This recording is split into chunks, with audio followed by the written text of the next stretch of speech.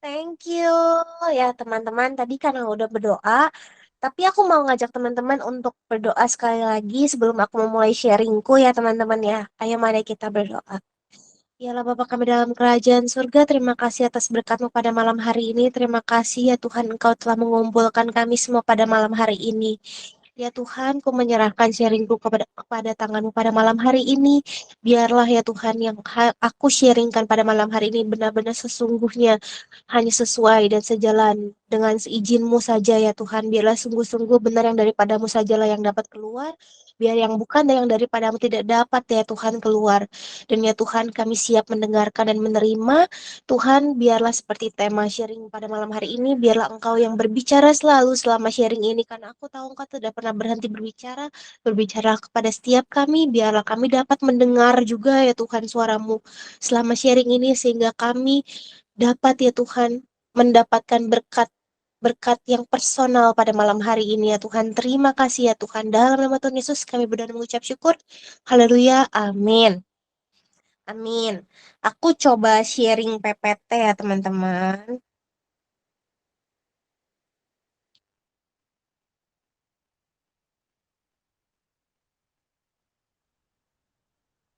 Nah,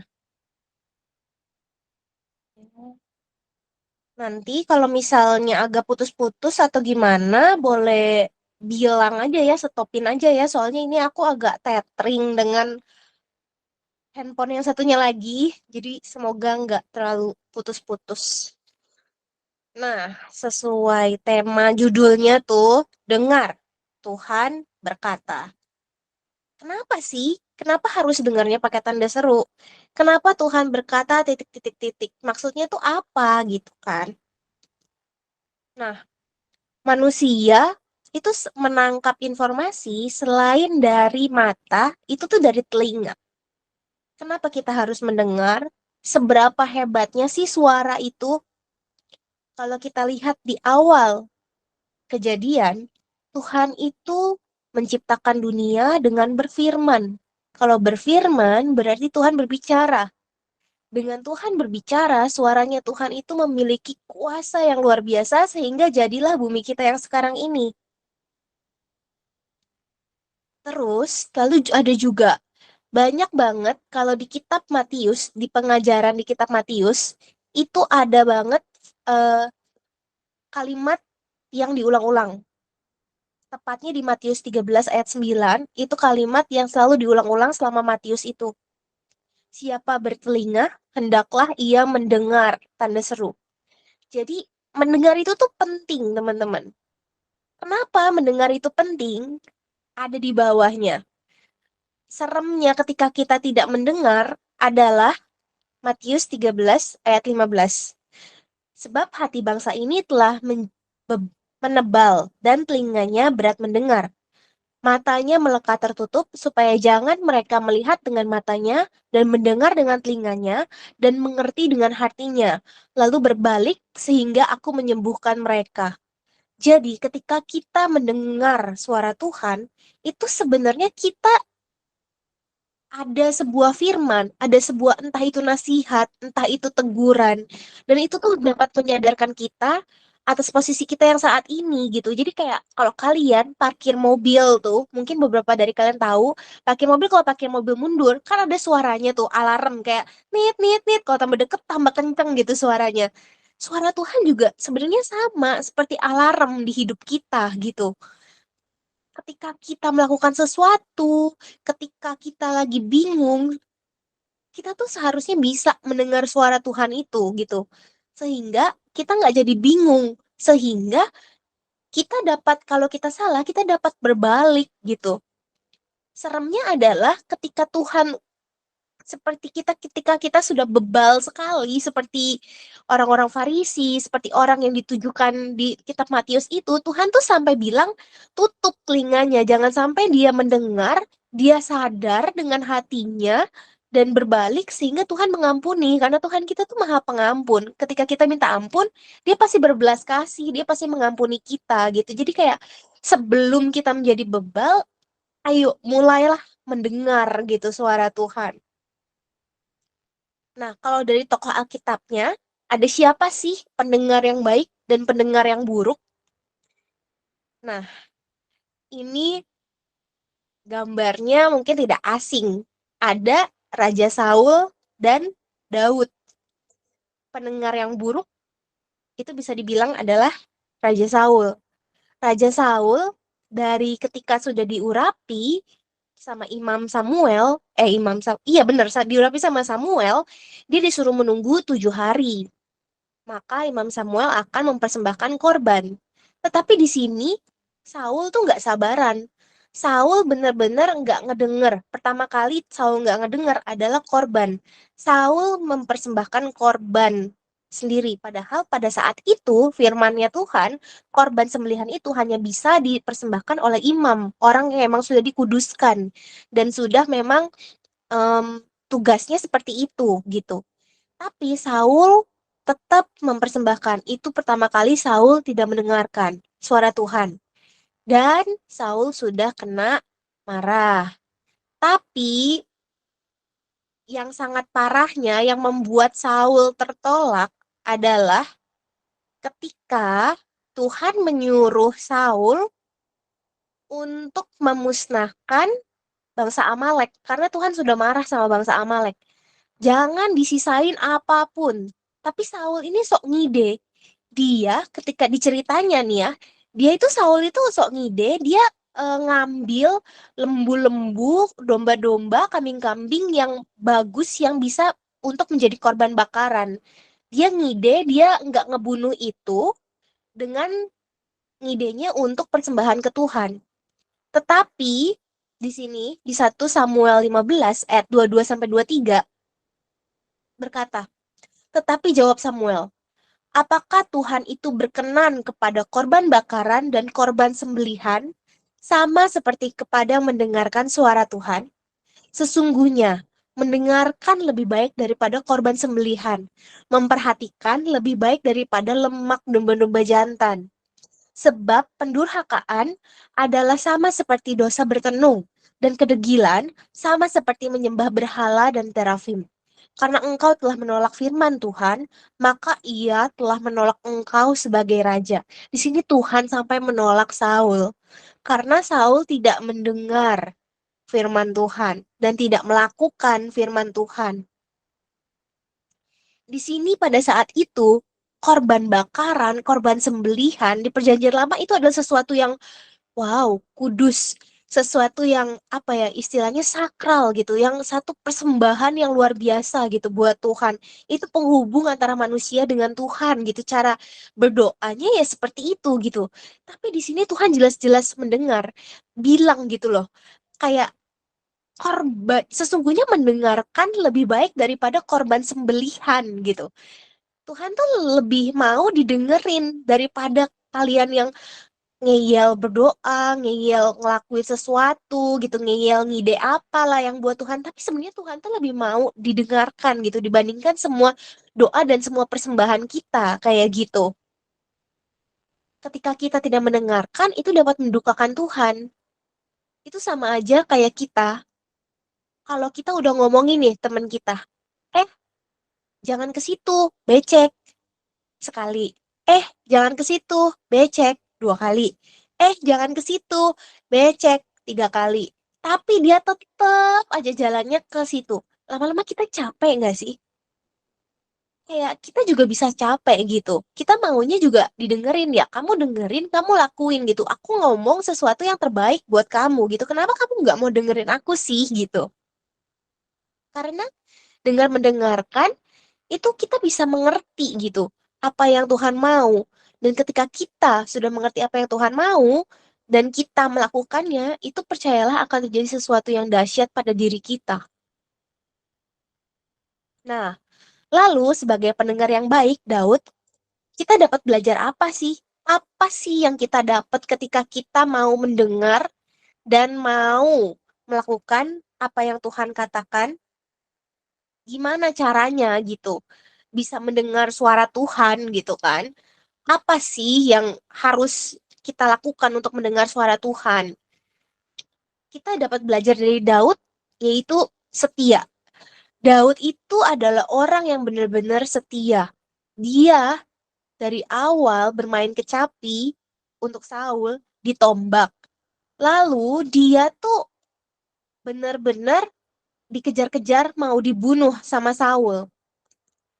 Tetapi ketika Saul diserahkan kepada Daud di 1 Samuel 24 ayat 7, Daud berkata, lalu berkatalah ia kepada orang-orangnya, dijauhkan Tuhanlah kiranya daripadaku untuk melakukan hal yang demikian kepada tuanku, kepada orang yang diurapi Tuhan, yakni menjamah dia, sebab dialah orang yang diurapi Tuhan. Daud tuh sangat setia dengan Saul. Dia masih menganggap Saul tuannya. Dia berbicara kepada Saul tuh selalu bicaranya tuanku raja. Padahal dia tuh udah menantu loh. Anaknya Saul tuh dikasih kepada Daud gitu, udah jadi istrinya. Tapi dia masih menganggap Saul itu adalah tuannya. Dia adalah raja, dia orang yang diurapi dan Daud setia dengan panggilannya dia gitu untuk melayani orang yang diurapi Tuhan. Yang kedua, kita juga bisa lihat Daud itu hormat banget sama Saul. Daud gak pernah ngelangkahin Saul gitu. Saul kalau mau berkata apa, dia akan nurutin. Daud hormat, saking hormatnya dia sampai masih menuruti apa kata Saul, dia masih berkata tuanku kepada Saul, dia masih respect kepada Saul. Karena dia setia, dia hormat juga. Dan Daud juga penuh kasih. Di 1 Samuel 24 ayat 11, Daud tuh berkata, ketahuilah pada hari ini matamu sendiri melihat bahwa Tuhan sekarang menyerahkan engkau ke dalam tanganku dalam gua itu. Ada orang yang telah menyuruh aku membunuh engkau. Tetapi aku merasa sayang kepadamu karena pikirku, aku tidak akan menjamah tuanku itu, sebab dialah orang yang diurapi Tuhan. Daud sayang loh sama Saul. Dia udah dikejar-kejar, mau dibunuh, sampai bersembunyi dalam gua. Terus bener-bener tinggal dibunuh aja tuh bisa sedekat itu gitu. Tapi ada orang juga yang bilang kayak ya udah deh gua aja yang bunuh gitu. Bahkan sampai di pelarian yang selanjutnya tuh Daud bilang gitu. Orang itu bilang, Daud udah nggak apa-apa, nggak usah lu yang bunuh, gua aja yang bunuh. Aku aja yang ngebunuh gitu. Itu tinggal nancepin tombak doang. Tapi kayak ditahan sama Daud karena Daud tuh masih mengasihi Saul sebagai rajanya gitu. Dan yang keempat, Daud itu taat sekali sama Tuhan. Apa yang Tuhan suruh, Daud ikuti. Daud kejatuhannya cuma berzinah karena dia ngambil istri orang. Tetapi selebihnya daripada itu, Daud taat sama Tuhan. Tuhan nyuruh apapun itu, Daud ngelakuin. Daud mau mendengar dan Daud taat terhadap perkataannya Tuhan. Lalu, ketika kita sudah tahu nih cara mendengar suara Tuhan, dan kita sudah mau melakukannya, sebenarnya apa untungnya cuma dengar suara Tuhan, mau ngikutin suara Tuhan? Bahkan kadang suara Tuhan ada yang gak masuk akal. Bahkan kadang suara Tuhan kan kadang-kadang ada yang cuma kesannya nggak tahu buat apa diturutin gitu. Tapi ketika kita mau menuruti suara Tuhan, seenggak masuk akal apapun itu, ada banyak loh janjinya Tuhan. Tapi di sini aku cuma mau bahas 4 dulu janjinya Tuhan. Yang pertama, janjinya Tuhan adalah kita akan bertumbuh, berbuah dan bertumbuh. Itu dapat kita baca di Matius 13 ayat 19 sampai 23. Matius 13 ayat 19. Kepada setiap orang yang mendengar firman tentang kerajaan sorga, tetapi tidak mengertinya, datanglah si jahat dan merampas yang ditaburkan dalam hati orang itu. Itulah benih yang ditaburkan di pinggir jalan. Benih yang ditaburkan di tanah yang berbatu-batu ialah orang yang mendengar firman itu dan segera menerimanya dengan gembira. Tetapi ia tidak berakar dan tahan sebentar saja. Apabila datang penindasan atau penganiayaan karena firman itu, orang itu pun segera murtad. Yang ditaburkan di tengah semak duri ialah orang yang mendengar firman itu, lalu kekhawatiran dunia ini dan tipu daya kekayaan menghimpit firman itu, sehingga tidak berbuah. Yang ditaburkan di tanah yang baik ialah orang yang mendengar firman itu dan mengerti. Dan karena itu ia berbuah. Ada 100 kali lipat, ada yang 60 kali lipat, ada yang 30 kali lipat. Jadi ketika kita mau mendengar firman Tuhan dan kita percaya 100% ngelakuin apa yang Tuhan suruh dari firman itu, dari suara itu, ketika Tuhan berkata dan kita langsung melakukannya, ada banyak banget janjinya. Salah satunya adalah kita dapat berbuah. Kita dapat berbuah dan bukan cuma berbuah, kita akan bertumbuh berkali-kali lipat. Paling minimum nih ya, 30 kali lipat. Itu tuh sangat sesuatu yang sangat luar biasa gitu. Kita nggak bakal ngebayangin gitu pertumbuhan di hidup kita ada yang bisa sampai 30 kali lipat gitu. Ketika kita hanya mau mendengar saja suara Tuhan dan ngelakuin gitu. Dan yang kedua, apa lagi yang Tuhan bisa kita dapat janjinya Tuhan adalah penguatan. Penguatan itu bisa kita mana basis firmannya. Penguatan itu ada di Lukas 6 ayat 47 sampai 49. Lukas 6 ayat 47. Setiap orang yang datang kepadaku dan mendengarkan perkataanku serta melakukannya, aku akan menyatakan kepadamu dengan siapa ia dapat disamakan. Ia sama dengan orang yang mendirikan rumah. Orang itu menggali dalam-dalam dan meletakkan dasarnya di atas batu. Ketika datang air bah dan banjir melanda rumah itu tidak dapat digoyahkan, karena rumah itu kokoh dibangun. Akan tetapi barang siapa mendengar perkataanku tetapi tidak melakukannya, ia sama dengan seorang yang mendirikan rumah di atas tanah tanpa dasar. Ketika banjir melandanya, rumah itu segera rubuh dan hebatlah kerusakannya. Ketika kita mau mendengar dan melakukan apa yang Tuhan suruh, itu kita sama seperti kita membangun fondasi kita, membangun jalan kita, membangun rumah kita di atas batu, di atas sesuatu yang kokoh. Jadi ketika ada badai di hidup kita, ada air bah, ada apapun itu yang melanda di hidup kita tuh bisa tetap berdiri kuat gitu. Karena kita sudah melakukan apa yang Tuhan suruh gitu. Karena kayak kita bisa setidaknya, kita bisa ngadu gitu. Tuhan, ini ada air, itu karena aku ngelakuin apa yang kau suruh loh Tuhan. Tapi aku setidaknya aku udah ngelakuin apa yang kau suruh gitu. Tuhan tolong gitu. Dan pasti Tuhan nolong lah. Kalau anaknya nurut, pasti Tuhan akan menolongnya gitu. Tuhan pasti akan meluputkan. Tuhan pasti akan memberikan kekuatan. Gak mungkin Tuhan lepas tangan lah. Ketika kita sudah melakukan firman Tuhan, lalu tiba-tiba terjadi sesuatu kepada kita, diuji, atau segala sesuatu, terus Tuhan lepas tangan. Gak mungkin. Tuhan kita tuh Tuhan yang penyayang, Tuhan kita Tuhan yang memelihara. Ketika kita emang udah nurut, pasti Tuhan akan nolong gitu. Gak ada lah kesusahan yang terlalu besar bagi Tuhan kita gitu. Dan yang ketiga, apa yang bisa kita dapatkan lagi? Keselamatan. Itu hal basic, Ci. Percaya Tuhan aja tuh pasti selamat. Aku tahu percaya Tuhan itu bisa selamat. Tapi kalau percaya Tuhan selamat, lalu tidak mendengarkan Tuhan, itu sama aja bohong. Karena keselamatan yang dimaksud di sini itu ada di Yohanes 5 ayat 24. Aku berkata kepadamu, sesungguhnya barang siapa mendengar perkataanku dan percaya kepada dia yang mengutus aku, dia mempunyai hidup yang kekal dan tidak turut dihukum. Sebab ia sudah pindah dari dalam maut ke dalam hidup. Jadi keselamatan di sini adalah ketika kita sudah percaya sama Tuhan dan kita mau mendengarkan suara Tuhan, keselamatan yang kita dapatkan itu dapat lebih-lebih. Kita dapat hidup yang kekal, tetapi kita juga pastilah, percayalah, ketika kita mendengarkan suara Tuhan, ada banyak banget yang bisa kita lewati, yang harusnya kecelakaan, yang harusnya kesialan, yang harusnya malapetaka. Ketika Tuhan udah bilang jangan, atau Tuhan bilang hati-hati, itu bisa menjadi alarm buat hidup kita. Itu bisa menjadi sesuatu pengingat gitu. Itu dapat menyelamatkan kita gitu di dunia ini gitu. Keselamatannya itu bukan cuma keselamatan sekedar ketika kita sudah meninggal kita masuk surga, tapi keselamatan di dunia ini pun kita akan dapat gitu ketika kita mau mendengar suara Tuhan gitu dan mau melakukannya gitu. Karena Tuhan kita merancangkan semua rancangan yang baik, bukan rancangan kejahatan.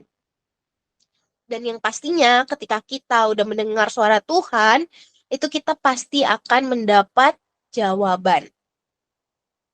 Ada nih. Jawabannya tuh seperti apa sih? Jawabannya itu ada di Yohanes 16 ayat 13 sampai 15. Tetapi apabila Ia datang, yaitu Roh kebenaran, Ia akan memimpin kamu ke dalam seluruh kebenaran. Sebab Ia tidak akan berkata-kata dari dirinya sendiri, tetapi segala sesuatu yang didengarnya, itulah yang dikatakannya. Dan Ia memberitakan kepadamu hal-hal yang akan datang. Ia akan memuliakan aku sebab ia memberitakan kepadamu apa yang diterimanya daripadaku. Segala sesuatu yang Bapa punya adalah aku punya. Sebab itu aku berkata, ia akan memberitakan kepadamu apa yang diterimanya daripadaku. Di sini maksudnya adalah Roh Kudus. Roh Kudus tuh udah dikirim kepada kita, Roh kebenaran. Roh Kudus tuh lebih dekat daripada kita. Roh Kudus ada di dalam kita. Roh Kudus tuh selalu berbicara kepada kita. Kalau kita ngajak ngobrol, bisa kok Tuhan Roh Kudus jawab. Tinggal kita yang mau dengar atau enggak. Karena Roh Kudus itu lemah lembut. Roh Kudus tuh bisa didukakan. Dan itu dosa terbesar yang nggak bisa diampuni adalah mendukakan Roh Kudus. Kenapa? Karena Roh Kudus tuh lemah lembut. Suaranya lembut banget. Jadi kalau kita emang mau mendapatkan jawaban, kita harus pasang telinga benar-benar. Kita harus tahu, mau mendengarkan gitu. Suara Tuhan Roh Kudus tuh berkata apa. Karena semua yang dikatakan Tuhan Roh Kudus itu berasalnya dari Allah Bapa dan dari Tuhan yang di atas gitu. Tuhan Roh Kudus memperkatakan semua yang dia tahu, semua kebenarannya gitu. Jadi apa yang kita dapat, apa yang kita dengar dari Tuhan Roh Kudus itu udah pasti benar. Sebenarnya aku buat judul ini itu tuh terinspirasi juga dari permainan. Dulu aku nggak tahu kok teman-teman ada permainan ini atau enggak, tapi dulu kalau aku retret itu selalu ada permainan judulnya Simon Says. Simon Says ini adalah ketika permainannya adalah ketika yang si game master, si yang satu orang bilang, Simon Says, duduk. Ketika ada Simon Says-nya, atau Bapak Abraham berkata, duduk. Kita semua harus duduk. Tetapi ketika nggak ada Bapak Abraham berkata, aku cuma ngomong doang kayak, duduk. Kalian nggak boleh duduk. Ketika kalian duduk, itu salah. Karena asalnya bukan, depannya bukan ada Bapak Abraham berkata, atau bukan ada Simon Says-nya. Itu sama juga seperti hidup kita. Seharusnya kita menjalani hidup kita berpatok kepada Tuhan berkata. Ketika udah ada Tuhan berkata, udah lurut aja teman-teman saran aku. Karena ujungnya pasti kebaikan. Rencana Tuhan tuh pasti bagus. Walaupun kesannya saat ini nggak masuk akal. Walaupun kesannya itu bodoh dikatakan orang gitu. Tapi ketika sudah kalian yakin Tuhan berkata seperti ini kepadaku, lakuin aja. Karena Tuhan itu yang maha tahu. Tuhan yang tahu di depan itu bakal ada apa. Tuhan yang tahu di depan itu kita bakal ngalamin apa. Akan ada apa di hidup kita. Jadi nggak mungkin Tuhan iseng nyuruh kita sesuatu. Ketika Tuhan udah berkata, lakuin aja. Tetapi ada rambu-rambunya juga. Dunia ini tuh banyak banget suara-suara. Di dunia ini ada banyak banget yang bisa menirukan suara Tuhan. Ada suara hati kita, ada suara teman, ada suara akal pikiran, ada suara logika, dan lain sebagainya gitu. Jadi, tetap ingat rambu-rambunya. 1 Tesalonika 5 ayat 21. Ujilah segala sesuatu dan peganglah yang baik. Juga ingat di Efesus 5 ayat 10. Dan ujilah apa yang berkenan kepada Tuhan. Ketika kita mau melakukan sesuatu apapun itu, ujilah kepada Tuhan. Tuhan, aku mau melakukan ini. Engkau berkenan atau enggak? Tuhan, aku mau ini. Minta izin. Bahkan pendeta aku tuh ada yang ekstrim. Dia bilang, ketika kalian mau berdosa aja, minta izin sama Tuhan. Tuhan, aku mau marah. Tuhan, aku mau ngutukin orang deh rasanya. Tuhan, aku rasanya pengen bersungut-sungut deh. Minta izin sama Tuhan. Karena pasti ada jalannya. Tuhan tuh pasti tahu gitu. Entahlah nanti kita bisa dikasih ketenangan, entahlah nanti Tuhan ngelupain, entahlah maksudnya Tuhan ngebuat kita ngelupain, entah apapun itu pasti bisa. Tuhan tuh pasti punya jalan. Sama seperti kita kalau mendengar suara Tuhan. Ujilah segala sesuatu dan peganglah yang baik. Dari kita perjanjian lama, kalau kita mendengarkan suara Tuhan, itu pasti ada minta tanda. Mintalah tanda kepada Tuhan. Mintalah tanda yang jangan general ya. Ketika kita mau gitu kan, oh kalau Tuhan berkenan aku melakukan ini, matahari pasti akan terbit besok. Ya itu mah nggak usah Tuhan berkenan juga matahari pasti terbit gitu kan. Tapi mintalah doa, bawa dalam doa dan mintalah tanda-tanda yang unik gitu, yang mungkin kayaknya sih 50-50 ya terjadinya, tapi ketika itu beneran terjadi, itu adalah suara Tuhan gitu. Mintalah sebuah tanda yang unik yang daripada Tuhan, dan ketika Tuhan jawab, ketika itu terjadi, jangan ngeyel, lakukan gitu teman-teman. Sebenarnya itu aja daripada sharing aku malam ini. Semoga teman-teman memberkati. Semoga ini menjadi sebuah pelajaran yang mengingatkan. Sedangkan kalau udah tahu, semoga ini mengingatkan kembali gitu. Terutama di zaman-zaman yang sekarang ini yang semuanya mulai tidak pasti, yang semuanya mulai apa ya istilahnya, aduh dunia kayaknya tambah kacau deh. Semakin kejahatan di mana-mana, segala macem. Semoga kayak ini mengingatkan teman-teman kembali untuk mengaktifkan alarm di kehidupan teman-teman. Kita orang Kristen tuh enak banget loh. Kita udah di hidup diberikan alarm yang on 24 jam per 7 hari, 24 per 7 gitu. Alarm itu selalu on gitu, teman-teman. Ayo aktifkan kembali si alarm yang ada di hidup kita gitu. Aktifkan kembali, ajak kembali Tuhan Roh Kudus untuk ngomong, ajak kembali, ayo dengarkan kembali suara itu yang mulai nggak dengarkan gitu, sehingga itu dapat memberkati di hidup kita, sehingga kita diluputkan dari banyak hal, sehingga kita dapat dikuatkan dalam banyak hal, dan sehingga kita dapat diingatkan dalam banyak hal, dan kita dapat bertobat. Thank you. Cuma aku suka banget dengan Matius 13 ayat 9 sampai aku masukin lagi. Thank you. Matius 13 ayat 9. Ingat, siapa bertelinga, hendaklah ia mendengar.